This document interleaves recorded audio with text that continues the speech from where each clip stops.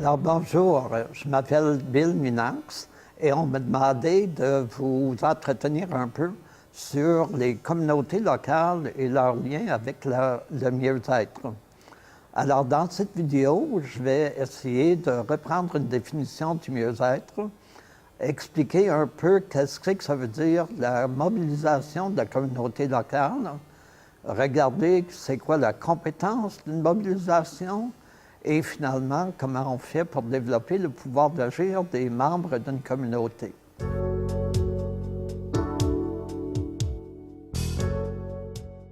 Alors, la stratégie du mieux-être du Nouveau-Brunswick a une très bonne définition du mieux-être, et laissez-moi vous la lire. Il s'agit d'un processus continu destiné à améliorer les nombreuses dimensions du bien-être qui permettent aux personnes de réaliser et de maintenir leur potentiel personnel et de contribuer à leur collectivité. Alors, on peut voir que c'est vraiment un phénomène assez important et la même stratégie identifie 7 dimensions au mieux-être. Les dimensions émotionnelles, intellectuelles, physiques, sociales, spirituelle, on pourrait dire culturelle même, professionnelle et environnementale. On peut voir que toutes ces dimensions font en sorte que c'est un phénomène quand même assez complexe.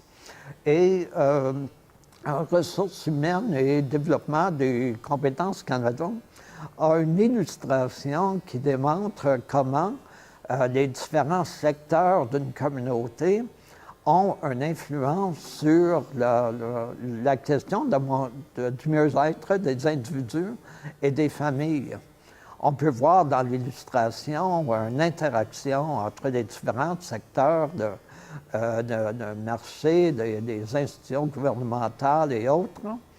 Et ceci fait en sorte qu'il y a un nombre considérable qu'on appelle acteurs et de secteurs qui se donnent ou qui ont une responsabilité face au mieux-être des individus. Ceci fait en sorte que c'est une responsabilité partagée. Et cette notion de responsabilité partagée se vit, on pourrait dire, de façon la plus percutante dans les communautés locales.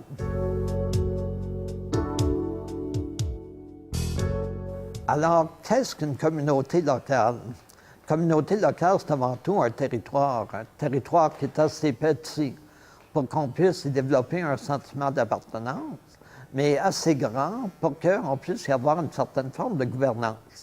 Gouvernance, ça veut dire qu'il y a des décisions qui se prennent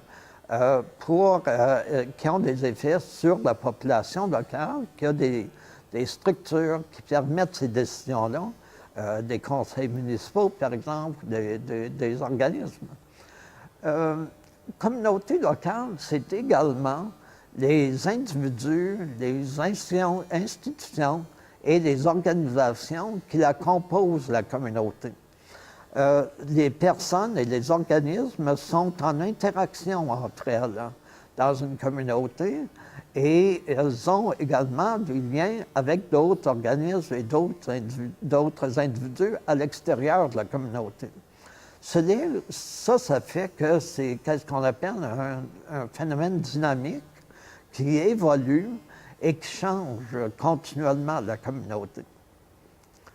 L'expression mobilisation de la communauté locale, ça veut dire que des acteurs, des individus, des organisations, des institutions, des acteurs se mettent ensemble pour essayer de faire un changement dans la communauté. Se mobiliser, par exemple, autour de la question du développement des enfants va faire en sorte qu'il va y avoir des gens, probablement des écoles, probablement des centres de petite enfance, des garderies, et d'autres organisations qui touchent les enfants qui vont se mettre ensemble pour essayer d'améliorer la situation par rapport au développement des enfants. Mobilisation, ça signifie qu'on a un nouvel acteur, un acteur collectif, c'est-à-dire qui rassemble ces organismes, ces individus-là, et qui met en place un projet, une action commune, en d'autres mots, un projet qui va venir répondre aux changements qui est souhaité. Le fait que les acteurs, les individus sont individuellement responsables pour différentes facettes du mieux-être, si, par exemple, ils travaillent sur le mieux-être, ça doit faire en sorte qu'ils vont changer de vision.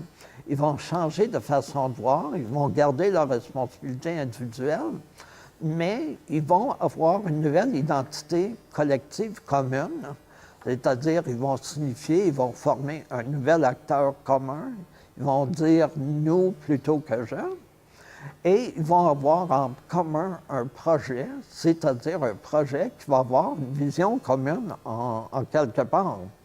On veut que ça soit finalement un seul acteur lorsqu'ils travaillent ensemble, lorsqu'ils sont mobilisés. Alors, il y a peut-être, jusqu'à un certain point, l'idée qu'il peut y avoir une contradiction parce que chaque acteur est responsable pour une dimension du mieux-être. On peut penser aux écoles, on peut penser aux parents, et c'est cette responsabilité qu'ils ont est associée à une autorité. Ils sont autorisés à agir dans leur domaine, une autorité qui est conférée par soit une loi ou des lois, ou encore par des règlements. Alors, les différents acteurs qui sont réunis à l'intérieur de ce nouvel organisme, ce nouvel espace de mobilisation, doivent un peu s'accorder une responsabilité collective et pas seulement qu'individuelle. Individuellement, ils sont responsables pour différents secteurs, mais collectivement, vont être responsables pour voir aux changements qu'ils souhaitent. Et cette responsabilité collective, contrairement aux autres responsabilités, elle ne pourra pas reposer sur une autorité formelle, légale ou réglementaire. S'il y a en quelque part une autorité, elle sera morale jusqu'à un certain point. Alors, face à la population, il faut que l'acteur collectif développe ce qu'on pourrait appeler une légitimité collective. Il faut qu'il soit capable, cet acteur collectif, de dire, voici, c'est légitime pour nous d'agir pour changer cette situation. Et elle va le faire, l'acteur collectif va être capable d'atteindre cette légitimité dans la mesure qu'il va être capable, finalement, de réaliser ses objectifs, qui va être capable de démontrer qu'il est compétent face à la responsabilité collective que ses membres lui ont donnée. Alors, c'est la responsabilité collective qui devient le point focal de la mobilisation, et c'est la compétence de la mobilisation qui va permettre finalement sa réussite.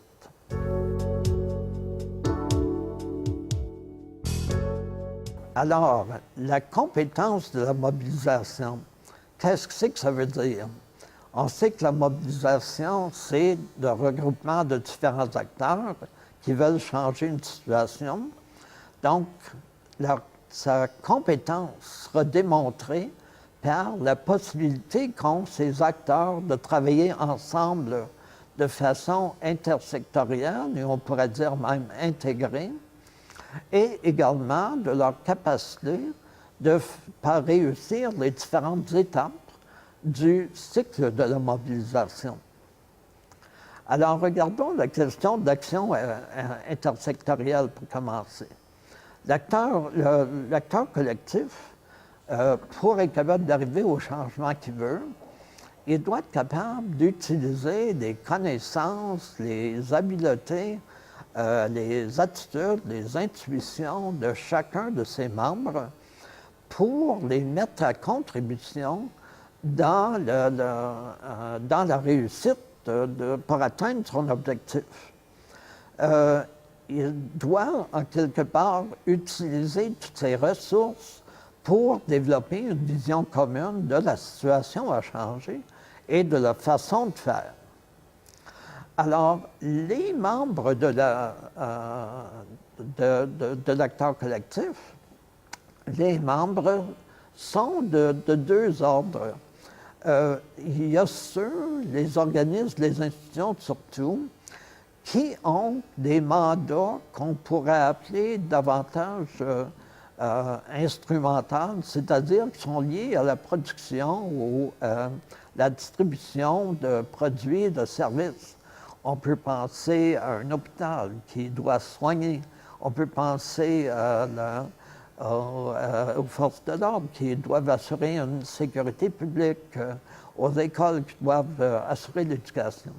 Bref, ces organismes ont une tendance de fonctionner ensemble en réseau, des réseaux qui sont souvent hiérarchiques ou très formels et qu'on appelle des réseaux normatifs parce que finalement, ils sont organisés ou que tout le monde sait exactement c'est quoi ses responsabilités et qu'est-ce qu'il va faire dans telle et telle situation.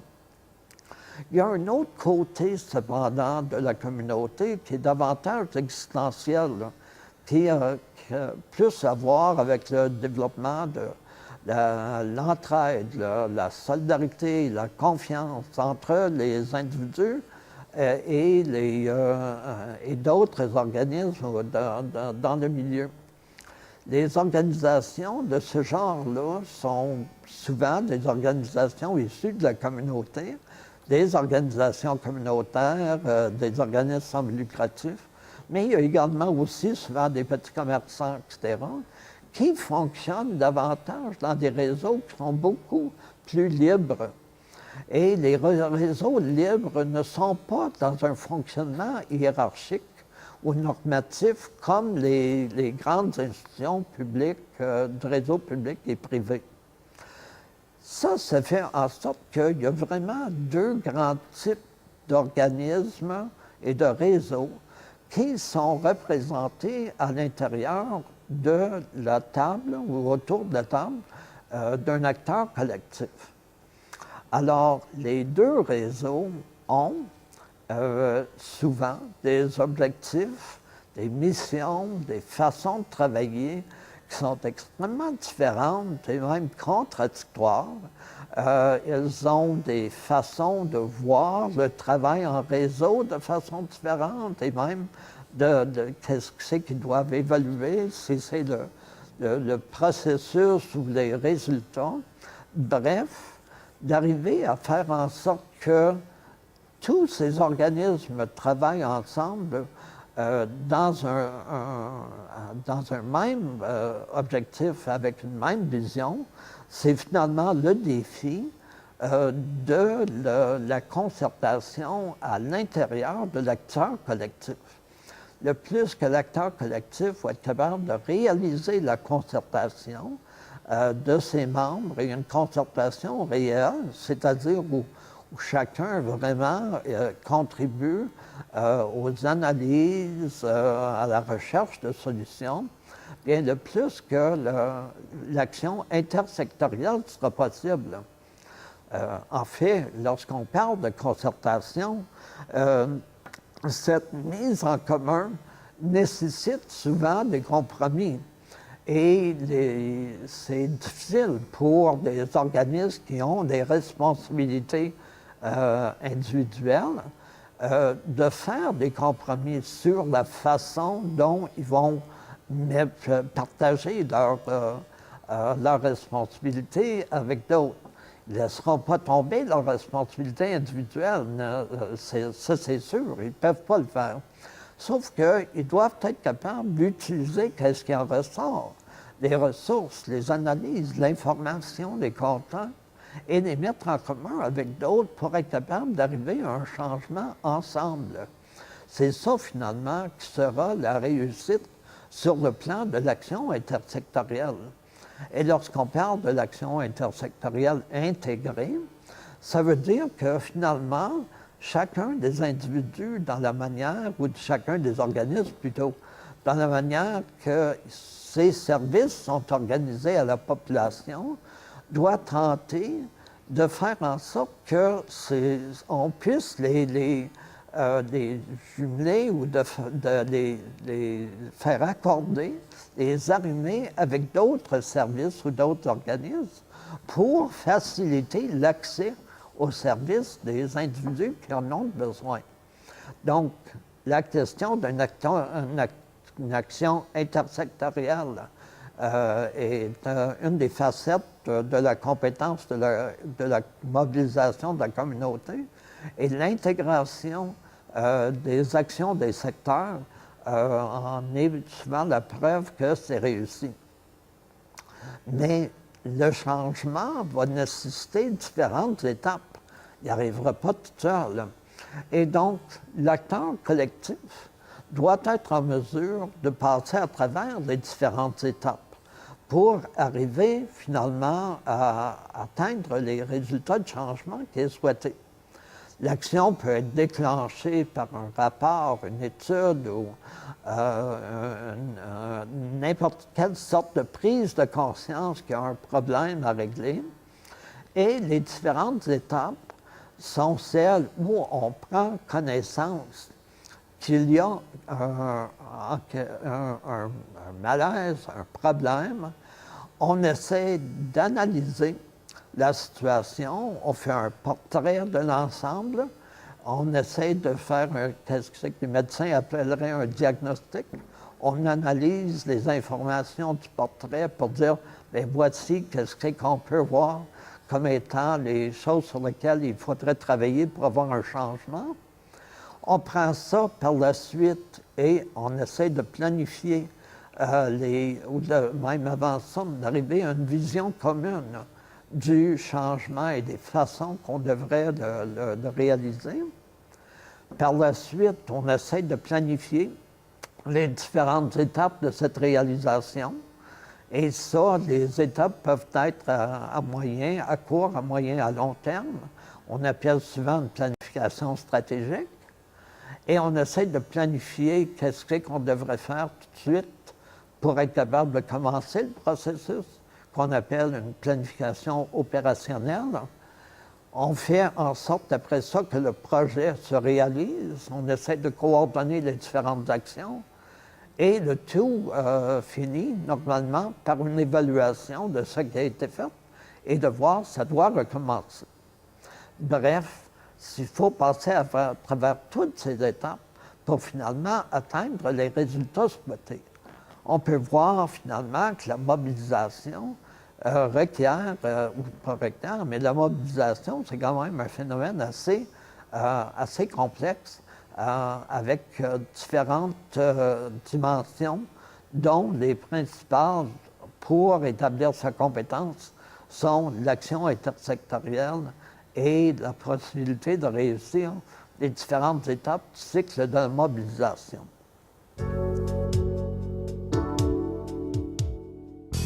Alors, l'acteur collectif met en marche un projet pour changer une situation. Normalement, ce projet a différentes actions et va offrir des occasions à la population, soit d'avoir des services ou de participer autrement. Il faut cependant que l'acteur collectif puisse s'assurer que la population, les individus vont finalement en profiter de ça. Et il faut que les personnes qui sont, pour une raison ou une autre, qui sont incapables d'agir ou d'avoir accès, qu'on puisse trouver une façon de changer cette situation. Et la manière qu'on fait ça, c'est en développant leur pouvoir d'agir. Le mot pouvoir d'agir ou l'expression pouvoir d'agir, c'est une expression qui est synonyme au mot empowerment, mot qu'on utilise souvent pour décrire la même chose. Et c'est quoi cette chose? C'est finalement le processus par lequel les individus, les organisations ou les communautés puisse acquérir un pouvoir d'action, une capacité d'action, et également, c'est l'État de pouvoir réaliser cette capacité d'action. Alors, là, on se pose la question, mais c'est bien beau, c'est quoi la capacité d'action? C'est quoi le pouvoir? Alors, le pouvoir, c'est trois choses. C'est premièrement être capable de choisir librement, ce qui veut dire qu'il y a quelque part une alternative. La deuxième, c'est de pouvoir transformer le choix en décision, ce qui veut dire qu'on aide le développement d'une capacité d'analyse et également on essaie d'évaluer c'est quoi les conséquences de cette décision. Et la troisième étape, c'est de passer à l'action en fonction de cette décision, ce qui veut dire qu'on aura les ressources qui seront nécessaires pour nous permettre de le faire, et également qu'on est prêt à assumer les conséquences. On peut comprendre que ce processus, c'est un processus quand même assez complexe qui se réalise différemment selon qu'on soit un individu, une organisation ou une communauté. L'empowerment individuel, c'est celui qui permet aux individus d'acquérir ce pouvoir d'agir. L'empowerment communautaire, c'est le processus qui permet aux communautés de l'acquérir, mais également, c'est les caractéristiques d'une communauté qui favorisent le développement de l'empowerment des individus. Donc, on peut voir une interaction entre les deux. Et l'empowerment organisationnel, bien finalement, c'est l'empowerment de l'organisation, le processus pour lequel on peut l'avoir. Chaque type d'empowerment a ses caractéristiques propres. C'est certain. Mais il y a des liens quand même assez étroits entre les différents types d'empowerment. Par exemple, l'empowerment d'un individu ne se fait pas en vase clos. Il se fait à l'intérieur d'un environnement, quelque part. Et cet environnement, généralement, c'est ce qu'on appelle une communauté. Alors, la communauté, elle, doit pouvoir soutenir et favoriser le développement de l'empowerment de l'individu. Donc, on peut voir que les deux sont étroitement liés. La même chose, par exemple, par rapport aux organisations. Une organisation va avoir des membres. Et l'organisation qui a des membres devient finalement une petite communauté fonctionnelle pour ses membres. Donc, il faut que l'organisation permette, favorise le développement de ses membres. Mais l'organisation fait partie de la communauté. C'est un système en soi. Et l'organisation doit développer son propre empowerment en quelque part. Alors, on peut voir que l'organisation doit, elle, se renforcer tout en renforçant les individus. Mais en faisant ça, en renforçant le pouvoir d'agir des individus et le sien, bien, la communauté devient elle-même encore plus compétente, plus capable d'agir. Et donc, on peut voir qu'il y a des liens assez directs entre les différents types d'empowerment. On n'ira pas dans les détails par rapport à la manière dont les individus acquièrent leur empowerment, parce que finalement, lorsqu'on parle de mobilisation des communautés locales, c'est très, très, très, très rare que les acteurs collectifs ont à travailler au développement de l'empowerment des individus, de leur pouvoir d'agir. Ils n'ont pas nécessairement la responsabilité de regarder chaque individu et de vérifier si oui ou non il développe son pouvoir d'agir. Cela étant dit, les projets de l'acteur collectif doivent favoriser le développement du pouvoir d'agir pour les personnes qui veulent bien le faire. Et ça, finalement, ça se fait en ayant ou en adoptant des caractéristiques de l'empowerment communautaire comme environnement qui, lui, permet aux individus ou favorise le développement de leur pouvoir d'agir. quelles sont les caractéristiques de l'empowerment communautaire? Bien, vous allez voir un petit graphique tableau qui résume les grands éléments, mais il y en a 4 différentes composantes. La composante de la participation, celle des compétences, celle de la communication et l'autre du capital communautaire. Il est peut-être important de regarder chacune de ces compétences un petit peu plus en détail, parce que finalement, c'est ça qui va faire en sorte que la mobilisation pourrait être réussie ou non. Donc, on y va avec la participation. C'est clair que si les individus doivent, pour exercer leur pouvoir d'agir, ça se manifeste la plupart du temps dans la participation aux décisions. Il faut donc avoir des espaces qui permettent ces décisions. Il faut avoir des possibilités pour les personnes de développer des compétences pour être capables de participer. Il faut que les personnes soient dans des organisations qui ont un leadership qui permet ce développement, qui veut la participation de ses membres, qui est de type consensuel qu'on appelle, pour être capable d'établir des consensus plutôt que simplement l'autorité. Il faut que les membres ou les individus aient également la possibilité de contribuer, parce que c'est en contribuant qu'ils acquièrent une estime de soi, parce qu'on valorise leur participation. Bref, la participation au niveau de l'empowerment communautaire doit favoriser la participation des différents individus aux décisions qui les concernent. Ceci peut vouloir dire à l'occasion qu'ils ont besoin de ressources. Et c'est pas parce qu'on a des ressources qu'on n'a pas de pouvoir d'agir. Moi, j'utilise un fauteuil roulant. Et sans le fauteuil roulant, je ne pourrais même pas faire le tournage de cette vidéo. Cependant, mon pouvoir d'agir n'est pas nécessairement limité par le fauteuil roulant.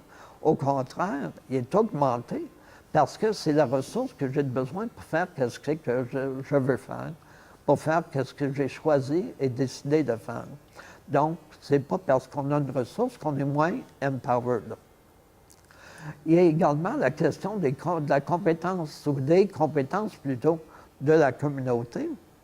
La communauté doit être en mesure de reconnaître les forces et les connaissances et les compétences de ses propres membres, individuels, organisationnels, institutionnels, de les faire travailler ensemble, comme on a pu voir avec l'action intersectorielle, mais également de faire en sorte que ce travail collectif puisse se réaliser de façon à mettre tous les organismes à contribution et à effectuer les changements qui sont nécessaires.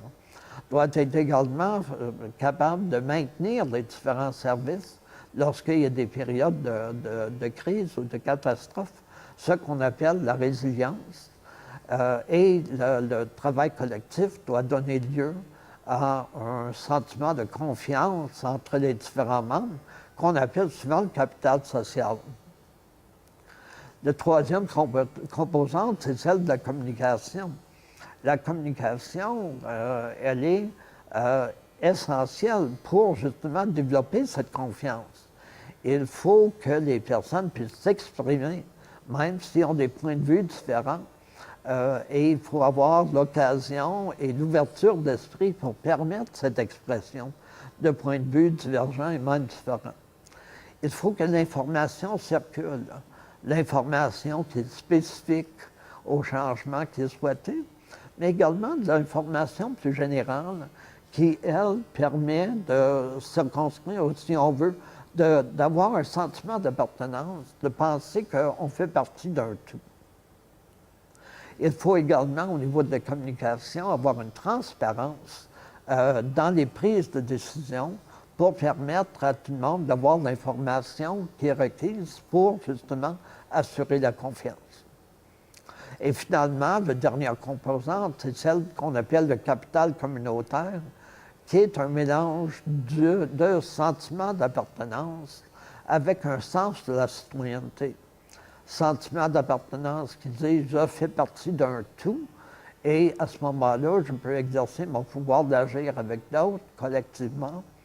Et le sens de la citoyenneté est important parce que c'est là où les individus disent « je peux agir en toute légitimité » parce que finalement, la possibilité que j'ai de participer aux différentes actions n'est pas nécessairement tributaire de la charité ou parce qu'il y a quelqu'un qui est pitié de nous. Alors voilà pour la question des caractéristiques de l'empowerment communautaire. Et si on voulait ici résumer de l'ensemble, on pourrait dire que le mieux-être des personnes pour être capable d'avoir et d'acquérir, de s'exprimer avec leur plein potentiel et de jouer leur rôle dans la communauté requiert une mobilisation locale des différents acteurs qui sont concernés, un travail collectif pour effectuer les changements qui sont requis, une action intersectorielle et une compétence pour gravir les différentes étapes de la mobilisation et la possibilité pour les individus de développer leur pouvoir d'agir. Mettant tout ça ensemble, la communauté, elle, va acquérir des membres encore plus forts et certainement une dimension accrue du mieux-être. Merci.